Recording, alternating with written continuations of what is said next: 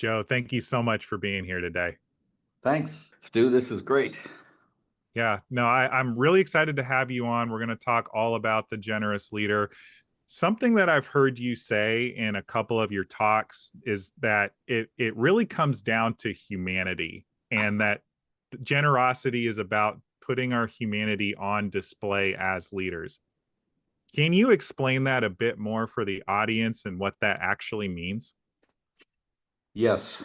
Yeah. No, that question alone could go to a long answer, but let me Sure. let me chunk it up. First, let me just say that I do think nowadays in the work environment and probably most environments, those people around you, the people you team with, want to see the human self of their leaders. They want to see the human side of each other. I won't go into a long conversation, but I believe technology began that change where work and life blurred, and you now had to bring your human self to work, or you didn't have to, but it came to work, or work came into your human side. And then you couple that with social media, which just causes all kinds of things. And Yes. people don't just need an autonomical leader or they want someone that they can see and connect to. And COVID put that over the line, of course. So that's the first thing. And I actually think this is now essential. The days of, I mean, IBM's an exceptional company, and it is Mhm. today. But the days of the blue suit, white shirt, everyone does the same thing, cog in the wheel, those days are over. You know, the best people, if they don't believe they're in a place they want to be, they quit. Now, what do I mean by that?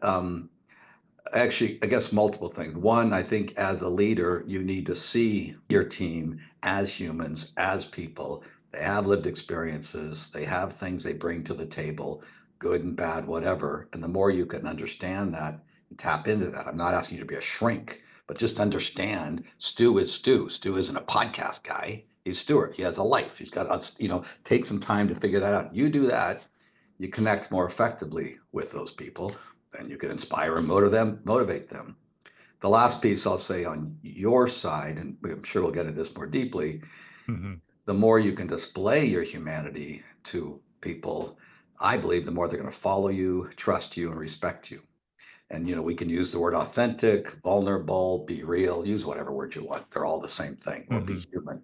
And if you think about it, when have you ever, if you've ever had someone, a leader, a boss, whatever, who is perfect? Of course, they're not, but they think they're perfect. They think they're perfect.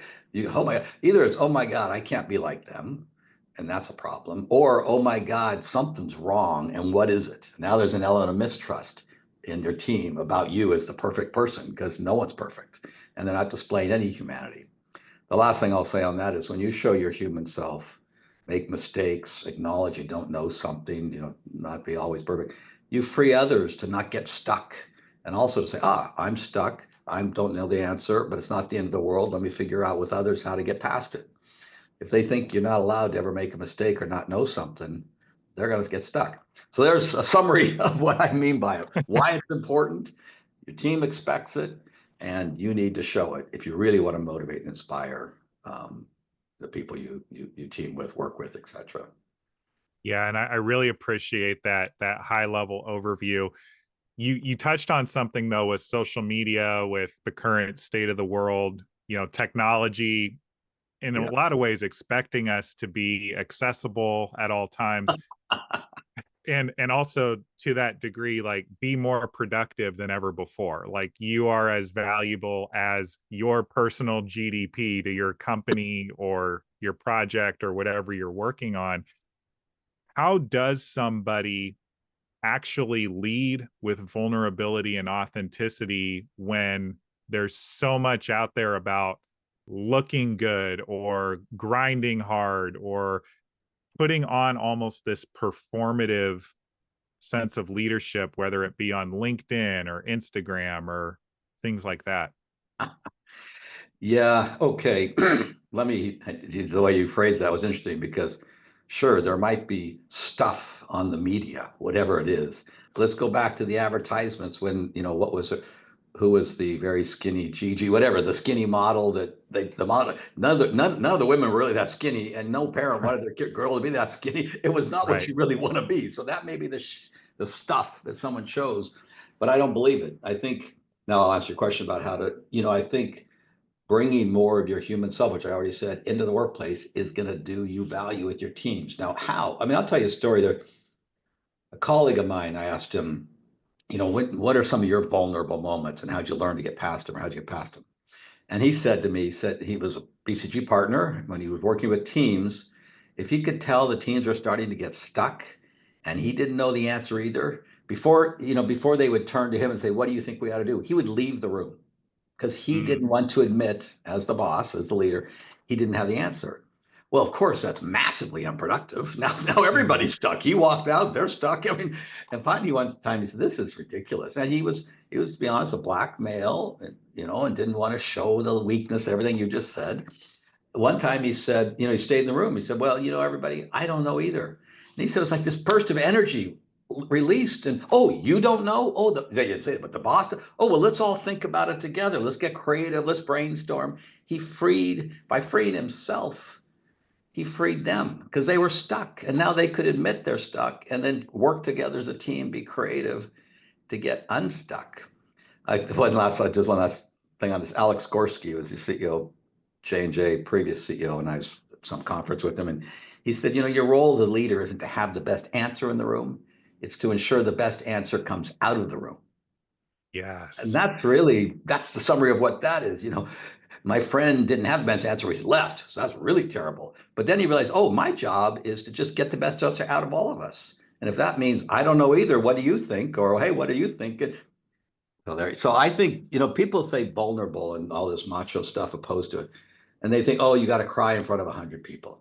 I think Mm, saying I don't know is vulnerable and it's very acceptable. yeah. It's very acceptable. Um, Yeah. and I can go deeper on that too, but let me just stop there. I think so. But I think that's where people get confused. What do you mean? You expect me to admit that I had a fight with my wife last night? No, that's not what we're talking about. You can Right. do that Right. if you want to talk about that, but that's your business. But I think you're getting at something really important here. I've heard it places where founders of startups, founders of big companies talk about I hire my weaknesses. Like Yes. if I'm the ideas guy, the sales guy, I'm going to hire the technical team to actually build out the product because that's not my strong suit and we're going to get there faster by me having the humility to say I don't know how to do this, let's make it happen. No, I'm just so thankful you said that because that is a great example, Stu, of this point. I never thought about that because sometimes people said to me, Joe, your strength is you know what you don't know, and you surround yourself with young people who are smarter than you in those areas. And to Mm-hmm. me, it's like, well, yeah, why wouldn't you do that? But others say, well, Joe, that's quite vulnerable. I did. And yet, how many founders do we hear of that eventually got fired, right? Because they didn't. Yes. I know it all. I know, and then eventually they're gone, and then the management team and everything else comes in. It's exactly your point. That's very fascinating, Stuart. I'm going to use that. It's the point. Sorry, but that's really, No, you're right. That's a perfect example. yeah, go ahead and use it. I mean, I think it actually is pretty timeless. Whether people listening to this are working for a big organization, starting a company, or even just being a leader, like in their youth circuit for little league softball or No, of something course. like that. It's all about getting the actual end result versus being the person leading the ship at all times, if that makes sense. Well, yeah, or you might, yeah, or maybe go instead. Maybe you are the person leading the ship, but you're the person guiding the ship. You don't have to Yes. be leading it. You've got to guide it. Because the one thing in that area you just said is it's the team. I love the softball one. Yesterday I was with my son's first baseball. He's five, my grandson, I mean, first baseball practice. That team is going to win or lose the game whenever they get to games. It ain't going to be that coach. Now he can yell if he's a good Right. hitter. He's not going to yell, but it's not them. But if they motivate and inspire those 5-year-olds to do what the best 5-year-olds can do, they'll win some games. But it is the team that's on that ship. It's you. You're there too, but they're the ones that are going to keep it moving. Mhm. I do want to ask you this though, because you've had this amazing career with BCG, other opportunities that you've had along the way. You know a lot of CEOs of major companies. You've written the book. You've given the TED Talk. I think a lot of people, in some way, are looking for validation, looking for power, a sense of power, a sense of significance in everything they're pursuing in the world. And I think that at least what I've observed is this fear towards being vulnerable, this fear towards leaning into humility is almost like a fear of not getting that same type of like recognition or validation. Is that something you have witnessed in your experience with these top level leaders across the world? Well, with the top level leaders, I don't, I mean, I didn't see them grow along, but by the time I see them, Sure. the fear of validation, they got to get the stock price up, but the fear of validation of being a tough guy in front of their people is gone. That they have Mhm. to be that because they know that. I mean, let me just use the COVID time. I don't know if you saw that Arnie Sorensen, the CEO of Marriott, who passed away Mhm. from cancer. He did Mhm. that now quote unquote famous video for 80,000 Marriott people, bald, tie crooked, saying, "I don't know what the hell's going to happen. I don't know when we're going to open. I'm sorry, I'm laying you off." But he also was right there saying, "I'm by the way dying." And he showed that he didn't change a thing. Scott Kirby told me a story, CEO of United. He didn't know when they were going to fly either. Nobody. And then he said he got Mhm. on and he was going to tell the team, "I'm not sure when we'll fly again." And his senior team said, "You can't say that. You're the CEO. You're supposed to have the answer." And he looked at him like, "Are you guys nuts? I don't know. Nobody knows where we're going to fly. What am I go up there and tell them I know we're going to fly? They'll see through the lie so fast it's not even funny." But it was your point.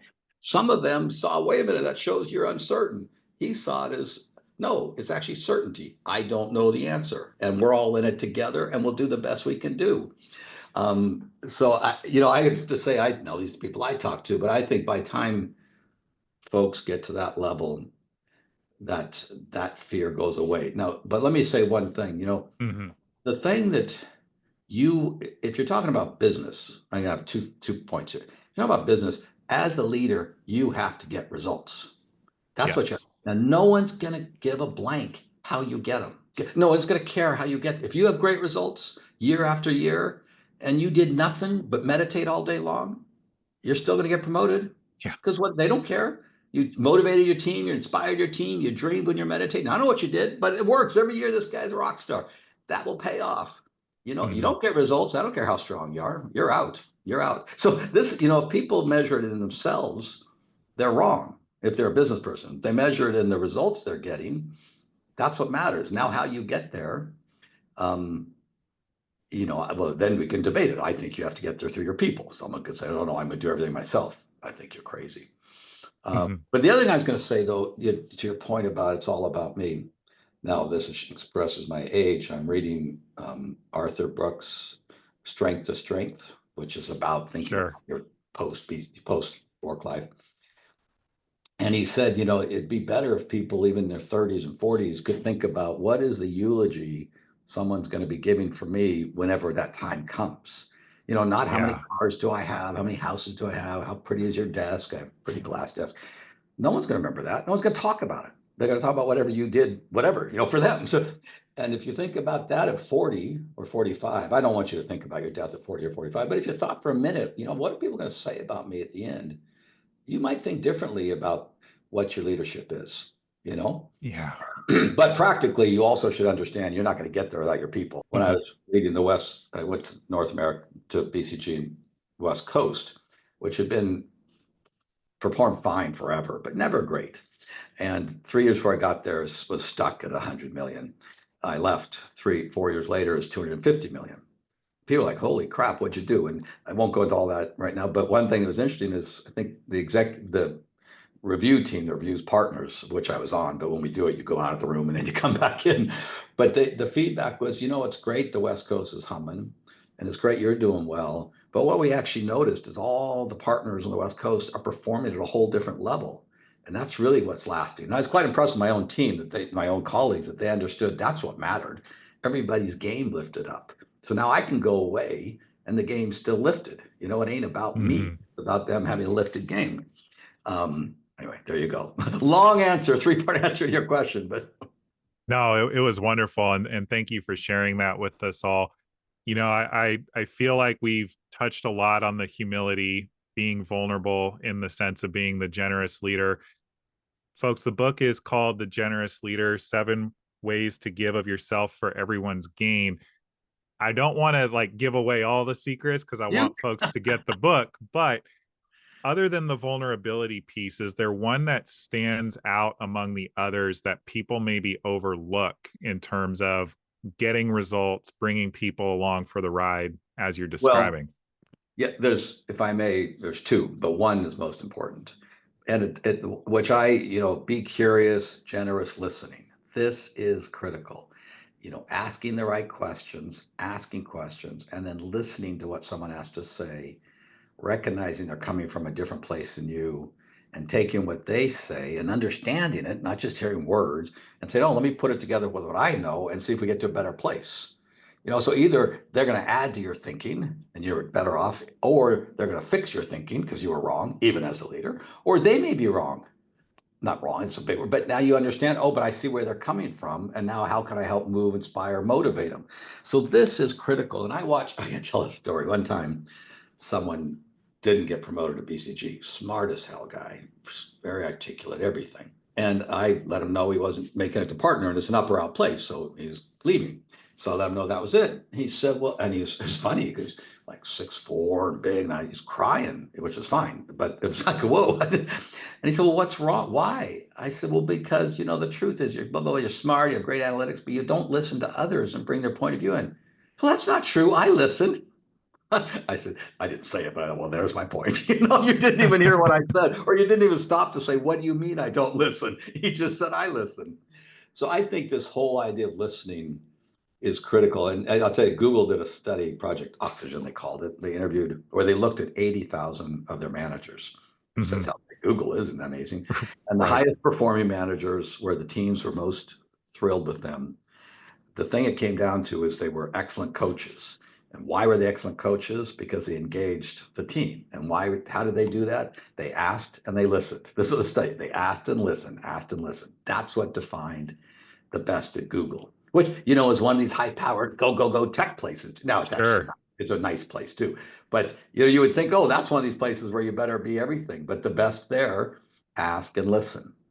But the important thing too is, sorry, as long as you got me going, is really make sure you're listening to what they're saying and why they're saying it, why they're thinking it. Don't just say, Mhm. oh, they're idiots. I'll tell you one other story. I once watched an executive presenting to the CEO. It was a steering committee meeting. He was a supply chain guy, and he was giving a presentation that was going along, a path.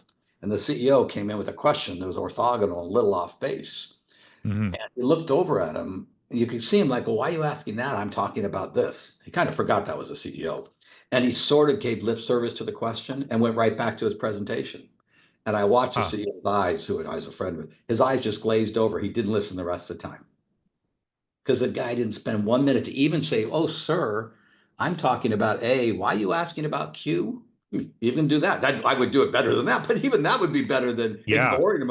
So he Yeah. didn't even spend a minute to listen or to ask and listen, and he lost the CEO the whole rest of the conversation. Sure. So I think that's the other one that's so critical. And anyway, and part of you really want to even get it deeper is if you actually try to understand where someone's coming from, what's their background, all that, you start putting things in context. You're going to be even better. Now that takes some work, but you Hmm. can even be a better listener. I'm going to tell you one more story that saw this. It was about 2 months ago.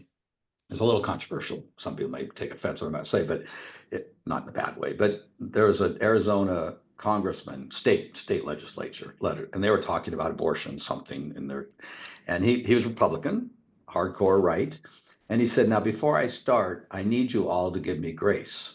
And he said, because you have to understand, I think abortion is murder. That's just what I believe. So if Hmm. we're going to talk about free choice, I'm all for choice, but I don't believe in choice to commit murder. So at least give me grace and understand where I'm coming from when we debate this. And I thought that was very fascinating because, some people would be so angry. What do you mean you're denying choice? And I actually am on the choice side. However, if you understand he thinks it's murder, it's like, oh, now, whoa. So I can't say to the guy, well, why don't you give choice? Well, I think murder is, it's a whole different conversation, right? Or you didn't listen. Hmm. So I thought that was very fascinating. You got to listen to me and understand where I'm coming from. Now let's have the debate. Yeah. In that situation, it's such a tough one. You'll never solve it because there's fundamentally different views. However, I found it very fascinating, of Yeah. that time he asked people to listen and know where he's coming from. Just think if we did more of that today. But anyway, we'll let that one stick right there. Yeah, but I think it's kind of incredible how the conversation keeps going back to having the humility to acknowledge you don't know what you don't know, Well, yes. Yeah. leaning into people that can bring out further strengths, but also caring enough about the people you work with to understand their come from, their point of view. And just to use an example, I don't know how many people are at BCG. I know it's a major organization, but everybody is there, but they're all there for different reasons. Yeah. You know, Yeah. might not all be to become a partner one day, but as a manager, understanding what motivates them, what their goals are, and how BCG could be a vehicle to get them there. That I feel like is what you're saying. Am I right? Absolutely. No, that's a very good summary of the book, actually. Well, because, when you said, often people say, what are my top two or three? And if I start with listening, then you have to go to vulnerability or humility or humbleness. Because the point is, and you just made it, you can't listen the way we described if you think you know everything and there's no chance. Because it's vulnerable to say, oh, maybe Stu knows something I don't know. Oh, geez, I'm not as smart as I thought. I mean, this is the beginnings of a little vulnerability. Now, that's not against the rules. Actually, good leaders would say, no, no, ask questions, listen, learn from the other guy. Somehow that's okay. Not what, but anyway, so I agree. The other, when you said you picked, the other one I think is kind of nice because it's easy and impactful is small acts, big impact, capturing generous moments. Yes. And I'll just start. What I mean by that is, you remember the gold star on the top of your piece of paper in kindergarten. At least I remember that. I don't know if they still do that. Yep. Teacher didn't give a crap what you wrote on that piece of paper. You got the gold star because that's what a kindergartner needs. They need to be inspired, Yeah. motivated to keep writing. So, that's, and I'll two stories. One, I had a colleague once tell me, she said to me, she said, and she had some kids, two kids, or one kid at the time, I don't know. She said, if I tell my manager on Thursday or Friday, oh, big weekend for me, my son has a soccer tournament and it's going to be a big deal. That's just like conversation you might have at lunch. She goes, but then if that manager comes back on Monday or Tuesday and spends the 20 to 60 seconds like, oh, how was the soccer tournament? How did it go? She goes, I am just thrilled.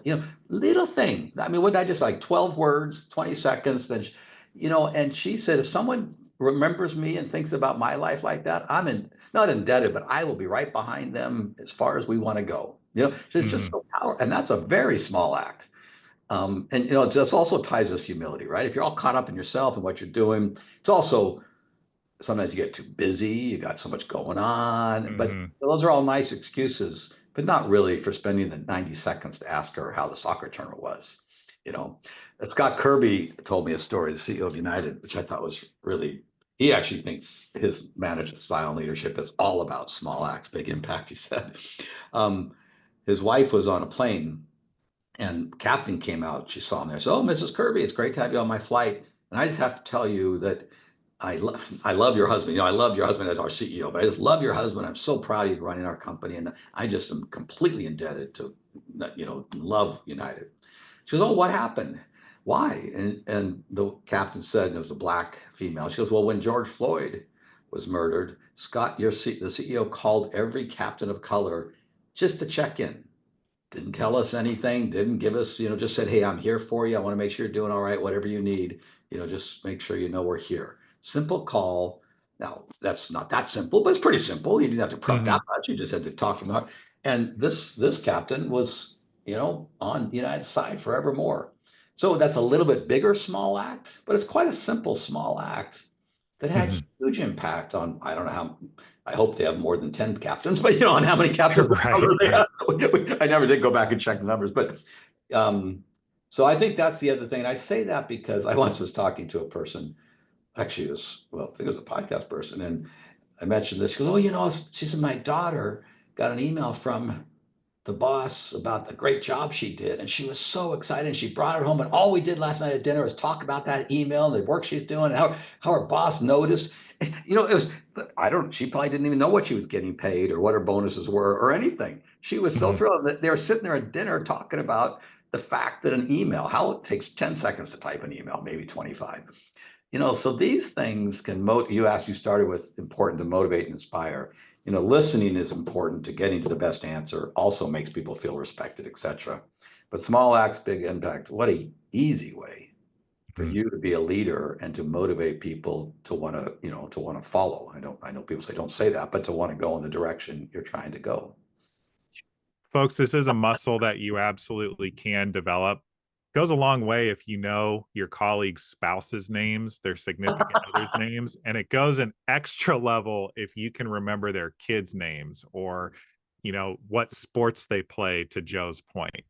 Just little things like that that make the day-to-day interaction of being at work, being away from the people that they care about, feel that much more human. And to the whole point of this conversation, like you see them for who they are, and then cool, let's go kick some butt in whatever project we're working on.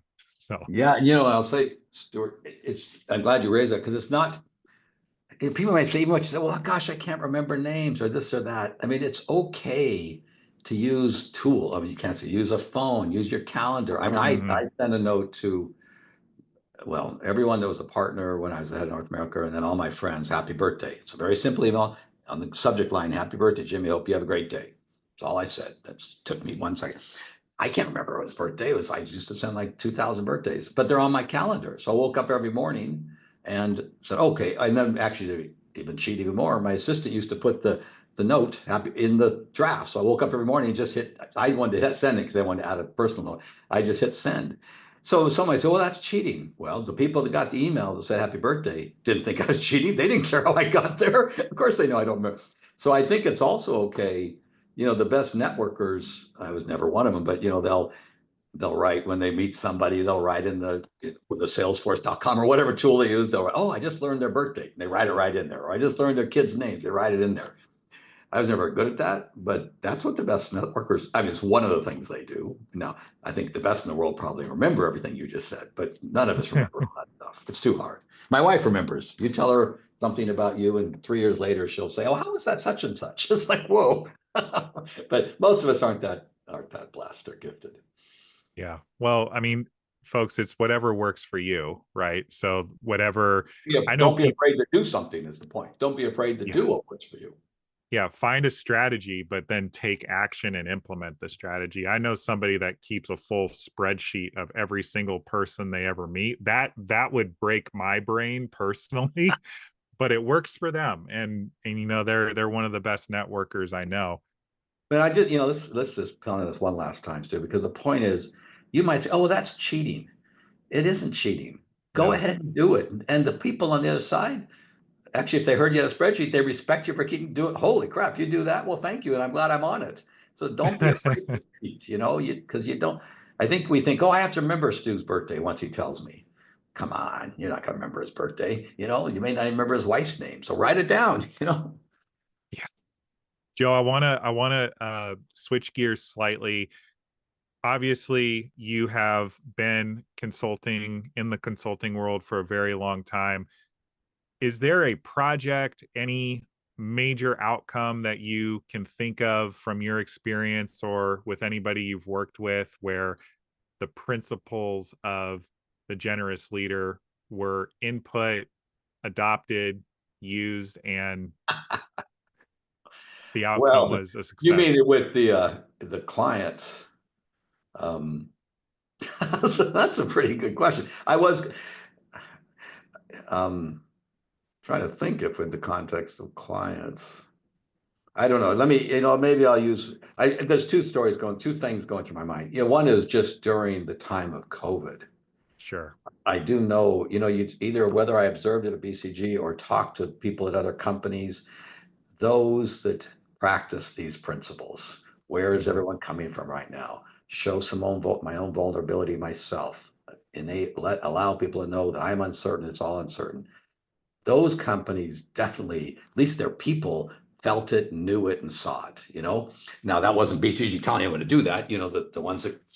So that was a time where you really could see the difference between companies that might have practiced more of a human center led or heart led or brought the heart into it. May not be led, but brought into it for sure. I can think of one example. It's kind of funny because one company was a retailer. They were transforming.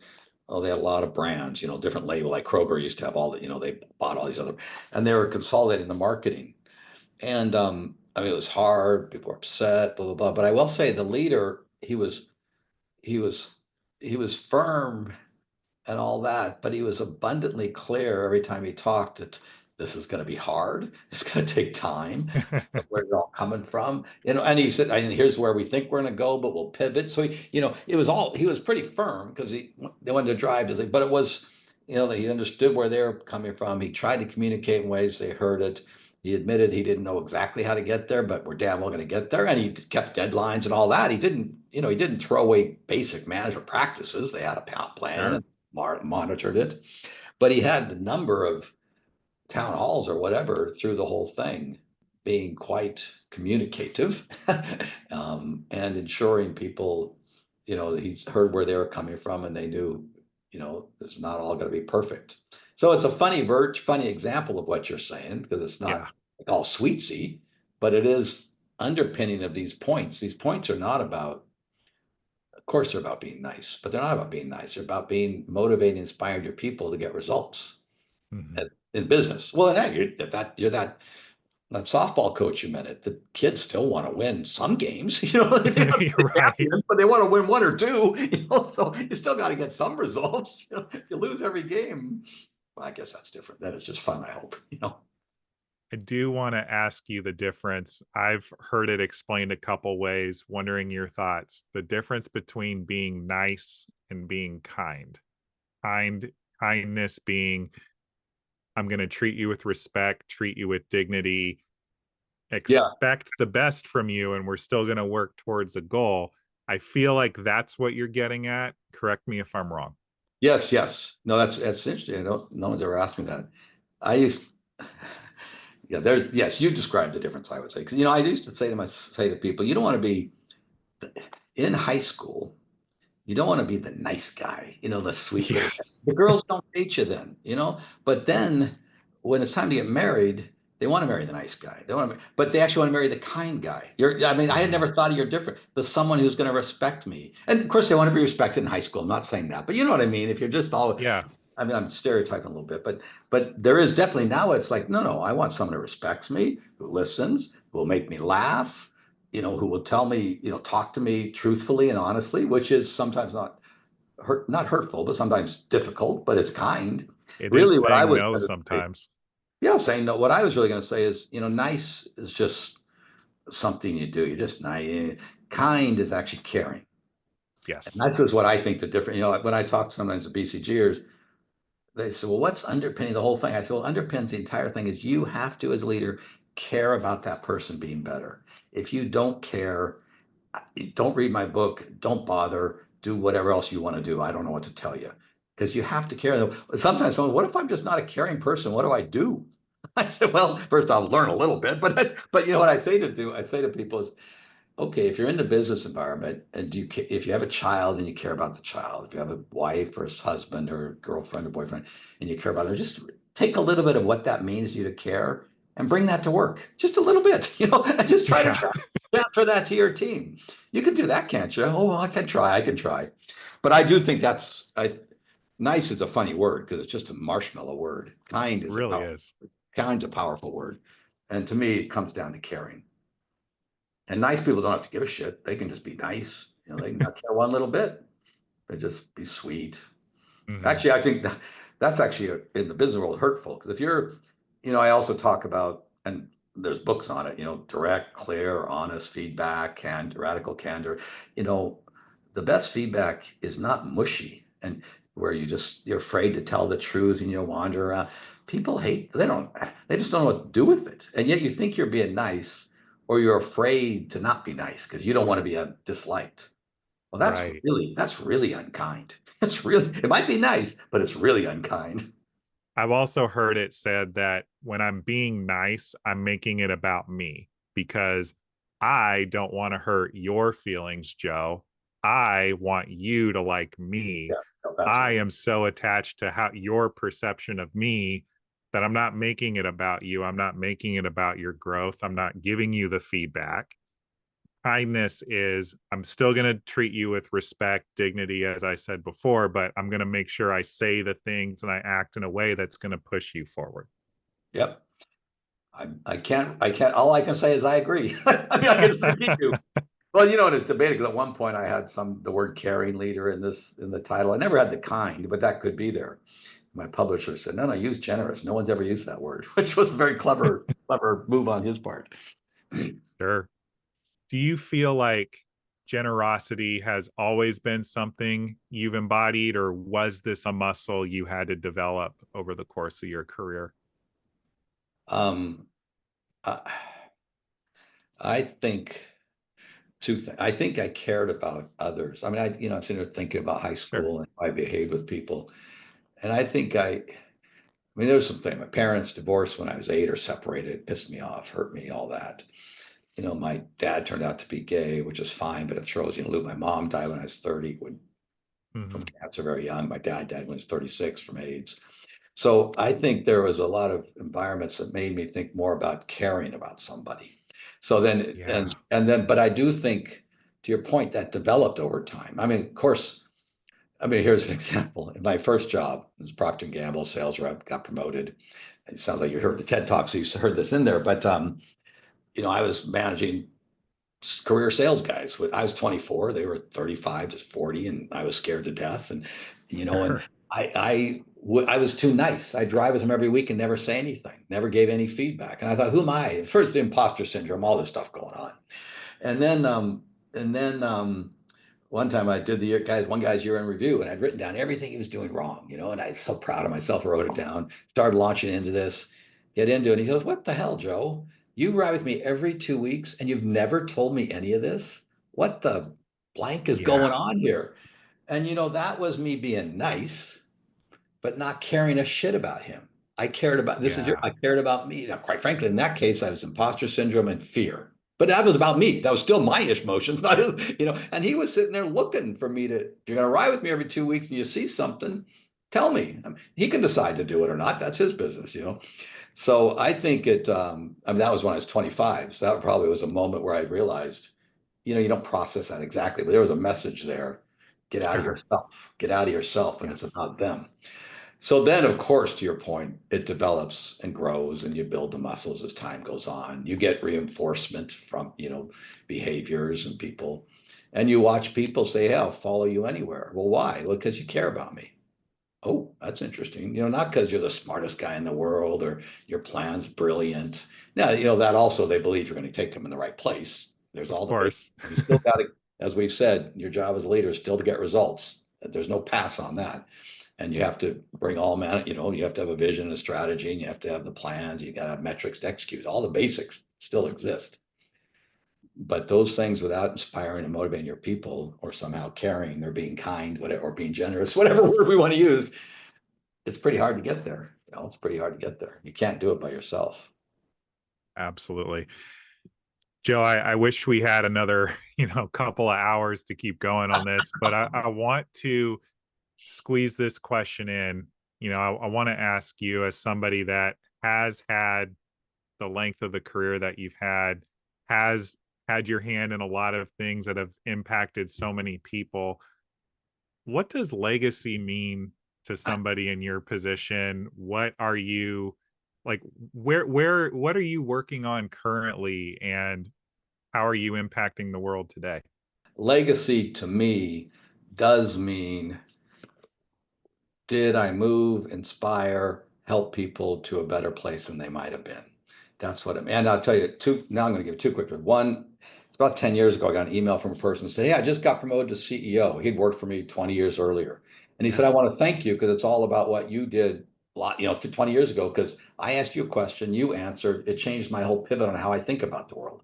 Now I responded, "Well, wait a minute. You had 20 years of great career. You did it. You got there." But, something I said, I don't remember, did moved him to change his behavior, and in his mind put him on a path that got him to an aspirational goal. I just had an email, it's very funny, or a text, I guess an email last night from a dear friend who was reflecting on when she was in high school. She had a teacher that she liked a lot, And she realized, she goes, this guy's not at all like you, but I always felt like he was like you.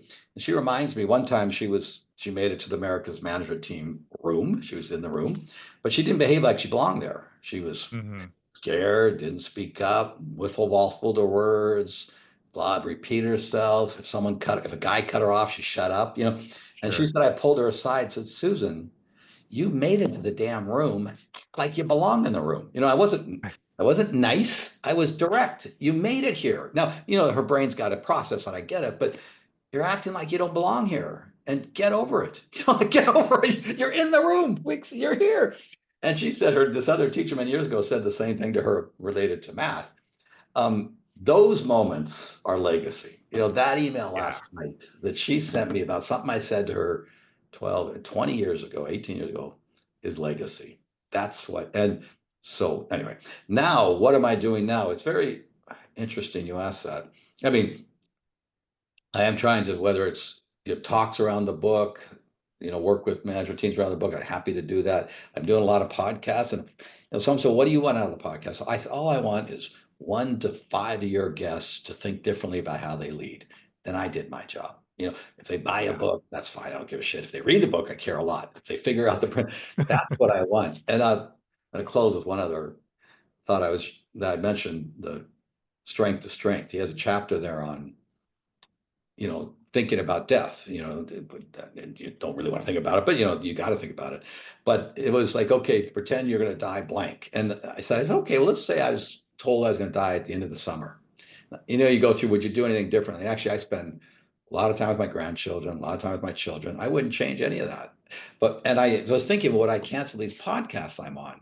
And I thought, no, I wouldn't. I'd just actually bring even more, I'm going to use the word depth or passion or Hmm. caring to maybe move some people in the last months of my life. Because at first I thought, oh, I should cancel to go be with my grandchild for one more hour. But no, that's not what I want to do. I just actually want to bring more real emotion into these conversations. So that's legacy to me, is helping. And I think anyway, that's legacy to me, is moving, trying to make sure I moved others. you know Stephen Jobs got to build Apple. That's pretty cool. Some guys get to do that, but how many? One out of a billion, or one out of Right. probably is 1 out of a billion get to do that, right? So the rest of us better help move others. Yeah.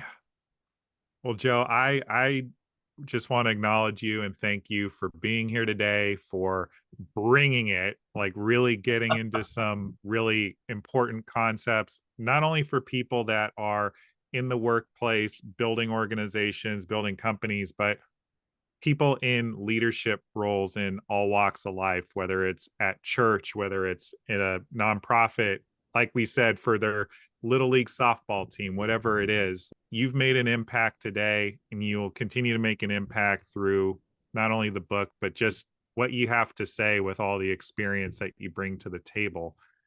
And I want to make sure folks know exactly where to get the book, where to connect with you, possibly look on bringing you into their organization. So, yeah, two things. Of course, you can get the book every place you get. Well, not in all the bookstores, because books aren't in bookstores unless you're Adam Grant or something. But it's Amazon and all that stuff. You can get it there. Two things on Connect. I do have a website. It's very easy, joedavis.com. There's a place to contact thing.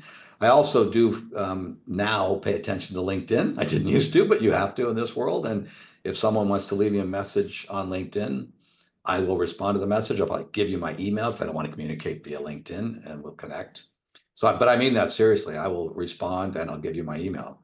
Unless you're trying to sell me something, I'll think about that. But if you just want to connect, well, I get a lot of those too, as you probably, or I used to get all of them about they want a job, and that's when I didn't look at LinkedIn, because I just couldn't deal Yeah. with it.